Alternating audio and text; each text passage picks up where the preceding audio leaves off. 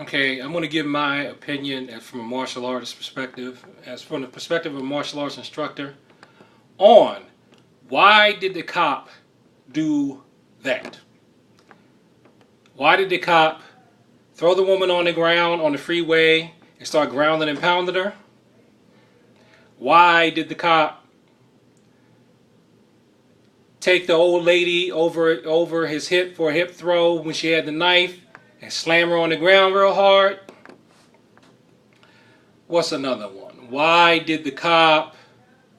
Well, those are the only two that come to mind after the countless cop videos I've seen where a cop uses excessive force to bring somebody down and in. I can give you two reasons. And none of them have anything to do with racism. Because we can argue racism, but I think that there's something more to it than that. Something a lot simpler than that. And something I know a lot of martial artists aren't going to want to hear. Some will, and a lot won't. First of all, because they technically don't have to. The way the laws are written right now, they can use whatever force they think is necessary. Because they feel that they're in danger. Now, if we don't like that, what we need to do is we need to lobby our lawmakers to put some laws in place so that they can't use what we think is excessive force. We have to stipulate just how far they can go in the law. If we don't put pressure on them politically, they're not going to change it. But there's actually an easier solution, and it's even more unpopular than that. And that's something that those of us who are martial arts instructors and police officers, believe it or not, sometimes ask martial artists and martial arts instructors to help them out in their training, give them training ideas. So what's that unpopular suggestion? It's called control.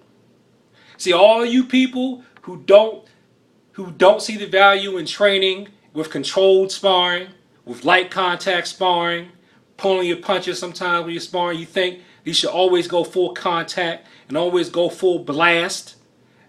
I can see that especially if you're training a cop, because you're going to start empathizing with the police officer and think, well, this man, this woman, they're putting their life on the line. So I don't want to waste time teaching them these techniques that are just, they just hold people down, or teach them to pull their punch and control, because that person could have this, that person could have that. But what you're doing is you're not teaching them any control. And that's why, since they didn't train with control at all, nobody ever suggested control to them, I bet you. That's my opinion. I could be wrong. So when they get out there, they get in the thick of it, where you're going to have less control anyway because the emotions are running high.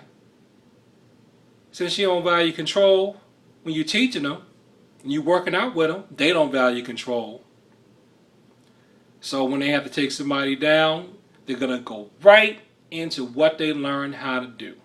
Like that cop on the freeway, that was straight up ground and pound cage fighting. Why do you have that? I had started a petition called Eliminating Ground and Pound. What did I get? 20, 30 signatures, maybe, if that many. I'm sure a lot of people thought I was crazy, lunatic, maniac, right? See, police officers are people too. They watch Ground and Pound on TV, and then if they get a martial arts expert to come in there, and of course they're going to go to MMA because everybody swears that's what's real now. And they teach them, get them on the ground. Fuck, fuck, fuck, fuck. That was a ring technique. That was right out the ring. Right out the ring. See, my suggestion has been, and I've said it, but it gets ignored. Okay, you want to train police officers? Teach them judo and some taekwondo or karate. I would even say just teach them what I look at. I do taekwondo and judo and some boxing. Teach them that. Judo does have striking in it, but people don't think it does, so have them learn taekwondo too. The blocks. Have them learn the taekwondo blocking. Do some taekwondo sparring control so they get used to moving around and something's coming at them. Have them go through a little bit of boxing and then some judo. Have their main forte be judo. And don't teach them to always go for a palm throws. Teach them because you can take somebody off their feet real quick and put them down. All they have to do is modify the pins so that they can control the person's hands, and that's it. Teach them control. See, when you don't teach control, people have no control. When you don't teach control, they get scared. They're not going to think, do I need to adjust this based on who is coming after me? Now, I'm not going to lie. It's easy for me to armchair quarterback something like that because I'm not on anybody's police force. I know that. But I'm willing to bet that if you didn't teach the cop to ground and pound, he wouldn't have grounded and pounded. If you taught him to pen, I bet you he'd pen. If you would stress, when that other one, this was a few years back, did the hip throw on the woman, instead of teaching a big ogoshi, why you teach him ogoshi? Teaching him big hip throw. That's for a big ippon. When you throw him. You could have taught him ukigoshi, floating hip throw, or told him, okay, bring him up and then set him down gently. You could teach him that. Because when somebody's taking off their feet and on their back, most of us are helpless on the ground. When we're on the ground, we feel like we can't do anything. That's most people. Now, if you put the person on the ground gently, you find out there's some kind of ground fighting, judo, MMA, BJJ, jiu-jitsu person, or they're going into taekwondo groundwork, that's different. Then you're going to have to reach, then you can reach for your weapons and, something like that.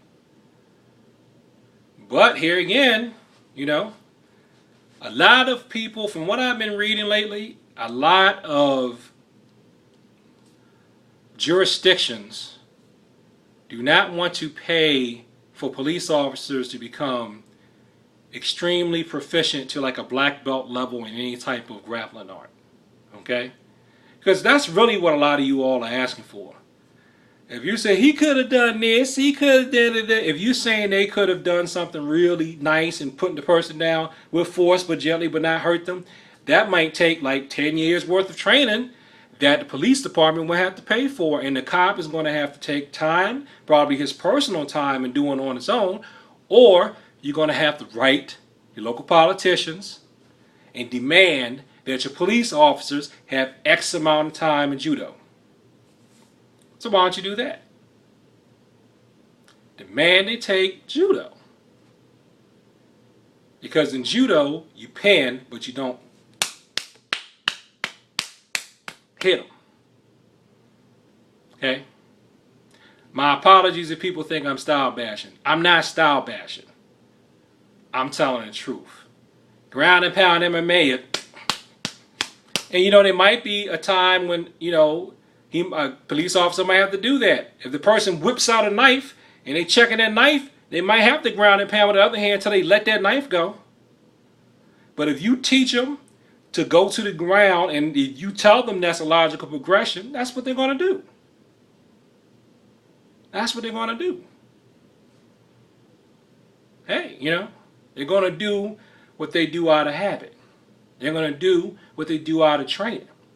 So, for all of you guys and gals, you martial artists out there who don't see why these traditional arts have all these codes and slogans and the bowing.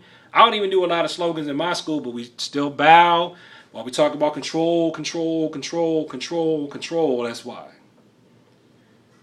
Try to put it in the body so that it can seep into the mind. Here's the Cecil Washington, instructor of Cecil Reed Martial Arts. Think about it.